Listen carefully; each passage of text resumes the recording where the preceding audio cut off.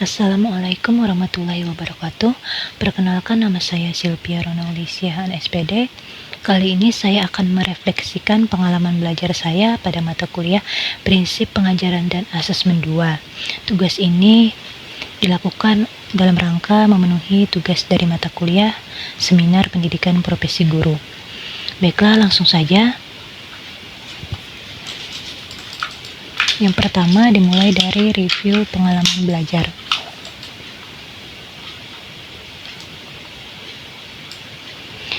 Satu, pengalaman belajar apa yang berguna dan menarik? Pengalaman belajar yang berguna dan menarik ialah dengan mempelajari mata kuliah Prinsip Pengajaran dan Asesmen 2, saya mendapatkan pengetahuan baru lagi mengenai bagaimana cara menyusun rancangan pembelajaran yang berpihak kepada peserta didik. Yang terlebih dahulu, seorang guru harus memahami karakteristik peserta didik melalui asesmen awal. Kemudian saya juga mendapatkan pengetahuan baru mengenai bagaimana penerapan TARL dan CRT kepada peserta didik. Karena pada mata kuliah ini merupakan kelanjutan dari mata kuliah Prinsip Pengajaran dan Asesmen 1.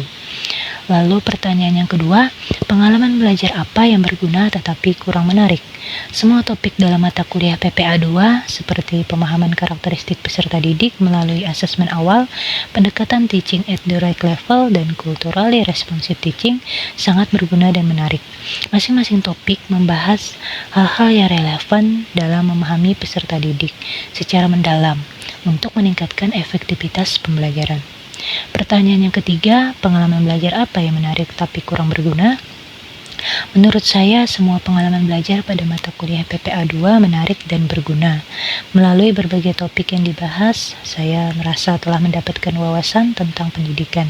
Pengalaman ini tidak hanya memperkaya pengetahuan saya tentang strategi pengajaran dan asesmen yang efektif, tetapi juga membuka pandangan saya terhadap kebutuhan serta keberagaman peserta didik dalam konteks pembelajaran. Pertanyaan yang keempat, pengalaman belajar apa yang tidak menarik dan tidak berguna dalam konteks sebagai calon guru? Menurut saya, setelah mempelajari mata kuliah ini, dalam konteks saya sebagai calon guru tidak ada menemukan pengalaman belajar yang tidak menarik dan tidak berguna, karena semua yang sudah dipelajari berguna dan menarik bagi saya untuk menjadi refleksi dan pedoman dalam mempersiapkan suatu pembelajaran yang berpihak kepada peserta didik. Dengan menerapkan prinsip dan pendekatan yang sudah saya pelajari ini, sehingga dapat menciptakan lingkungan yang aman dan nyaman bagi peserta didik, serta dapat memberikan pembelajaran yang sesuai dengan kebutuhan peserta didik. Semua topik yang telah dipelajari pada mata kuliah PPA 2 memiliki ciri khas masing-masing. Begitupun dengan manfaat yang didapatkan dari mempelajari topik-topik tersebut. Lalu refleksi pengalaman belajar. Yang pertama, apa yang telah terjadi?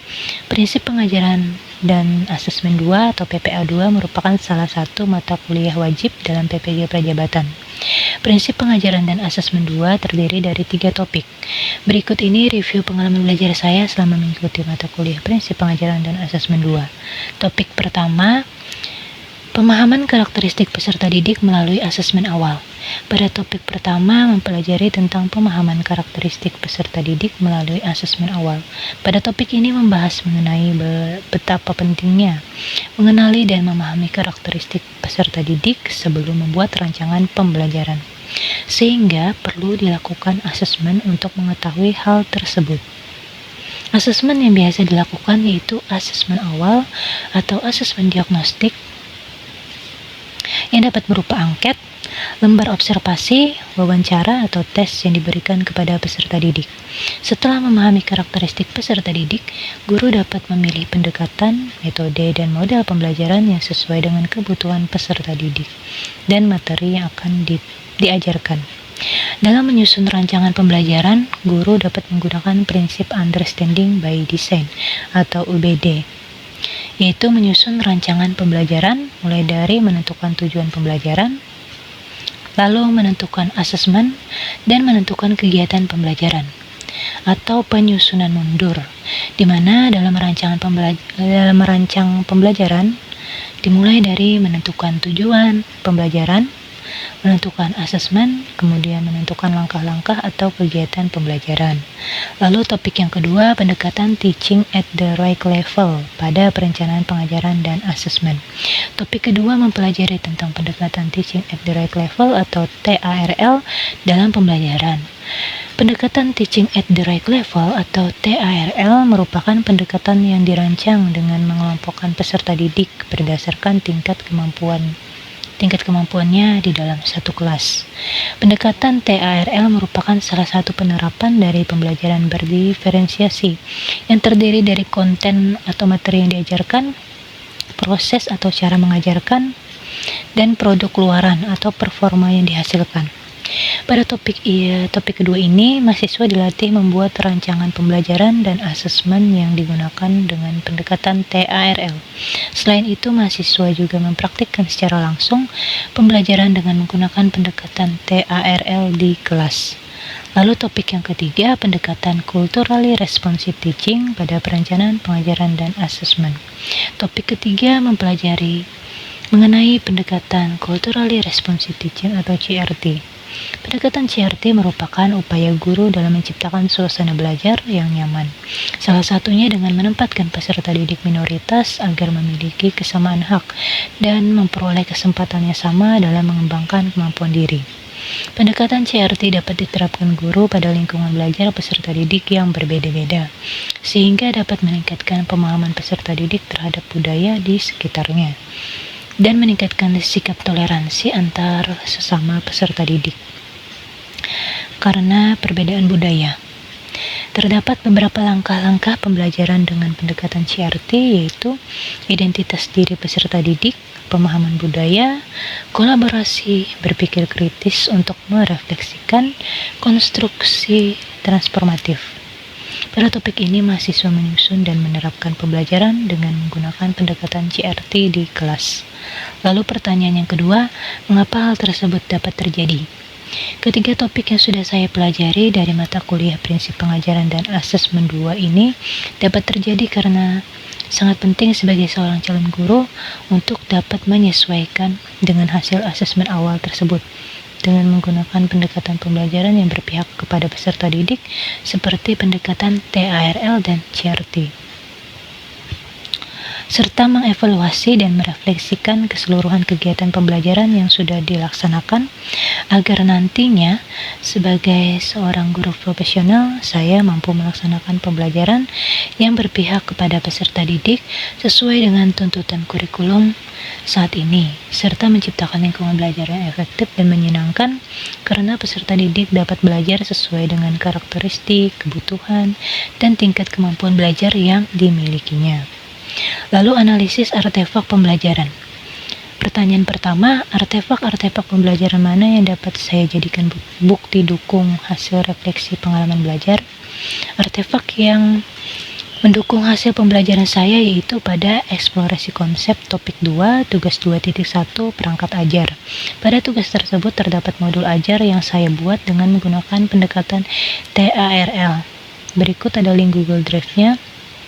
Lalu ruang kolaborasi topik 2, tugas 2.2, proyek pengajaran dan asesmen menggunakan TARL. Pada tugas tersebut terdapat video praktek mengajar saya di kelas 8G di SMPN 24 Banjarmasin dengan menggunakan pendekatan TARL. Berikut link Google Drive-nya dan link YouTube-nya. Lalu pertanyaan yang kedua, mengapa artefak ini yang saya pilih? Karena melalui tugas membuat modul ajar, saya belajar secara langsung mengenai menerapkan TARL di dalam rancangan pembelajaran yang saya buat dan akan saya terapkan pada peserta didik di kelas. Kemudian kelanjutannya yaitu penerapan dari modul ajar yang saya buat. Saya aplikasikan kepada peserta didik pada kegiatan pembelajaran di kelas. Saya mengimplementasikan secara langsung penerapan kedua tugas tersebut kepada peserta didik di kelas. Lalu pertanyaan yang ketiga, bagian mana dari artefak ini yang mendukung hasil refleksi saya? Bagian dari artefak yang mendukung hasil refleksi saya yaitu pada eksplorasi konsep topik 2, tugas membuat modul ajar, serta ruang kolaborasi topik 2, tugas membuat video pembelajaran di kelas dengan menerapkan TARL. Lalu rumusan hasil refleksi berupa pembelajaran bermakna. Pertanyaannya, apabila saya mengajar atau membahas topik ini dengan mempertimbangkan prinsip pembelajaran bermakna yang berpusat kepada siswa, perubahan apa yang akan saya lakukan? Perubahan yang akan saya lakukan ialah sebelum melaksanakan proses pembelajaran, terlebih dahulu saya akan melaksanakan asesmen diagnostik, baik kognitif maupun non-kognitif, untuk mengetahui kemampuan awal, kebutuhan, dan karakteristik peserta didik. Kemudian merancang pembelajaran dengan menggunakan prinsip Understanding by Design atau UBD, yaitu terlebih dahulu menentukan tujuan pembelajaran yang disesuaikan dengan hasil asesmen awal peserta didik, selanjutnya membuat asesmen yang disesuaikan dengan hasil asesmen awal peserta didik, dan yang terakhir menentukan kegiatan pembelajaran dengan menggunakan pendekatan yang sesuai dengan karakteristik peserta didik, seperti pendekatan Teaching at the Right Level atau TRL, atau Culturally Responsive Teaching atau CRT. Menggunakan model pembelajaran yang berpusat pada peserta didik, serta media pembelajaran yang inovatif dan menarik sehingga dapat meningkatkan perhatian, minat, dan motivasi peserta didik dalam belajar. Baiklah, demikian yang dapat saya sampaikan. Semoga yang saya sampaikan dapat bermanfaat untuk kita semua, khususnya sebagai calon guru.